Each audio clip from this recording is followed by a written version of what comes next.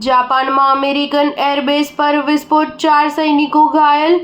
જાપાનના દક્ષિણ ટાપુ ઓકિનાવા સ્થિત અમેરિકન એરબેઝમાં ભયાનક વિસ્ફોટ થતાં 4 જાપાની સૈનિકો ઘાયલ થયા હોવાના અહેવાલ સામે આવ્યા છે। સ્થાનિક અધિકારીઓએ જણાવ્યું કે ઓકિનાવા સ્થિત એક બિલ્ડિંગ પાસે વિસ્ફોટ થયો છે। અહીં કામ કરતા સૈનિકોને આંગળીઓમાં ઈજાઓ થઈ છે। બીજા વિશ્વયુદ્ધની સૌથી ભીષણ લડાઈઓમાંની એક ઓકિનાવામાં લડાઈ હતી। સ્થાનિક અધિકારીઓએ કહ્યું કે સૈનિકોને થયેલી ઈજાઓ જીવલેણ ન હતી।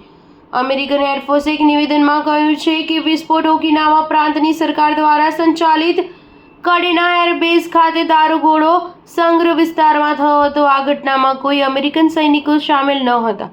સેલ્ફ ડિફેન્સ ફોર્સ જોઈન્ટ સ્ટાફે કહ્યું કે સૈનિકો જ્યારે એક સ્થળે નિરીક્ષણ કરી રહ્યા હતા ત્યારે ઉપકરણમાં અચાનક વિસ્ફોટ થયો હતો। મીડિયા રિપોર્ટ મુજબ સૈનિકો ઉપકરણ પરથી કાટ દૂર કરવાનો પ્રયાસ કરી રહ્યા હતા ત્યારે વિસ્ફોટ થયો હતો।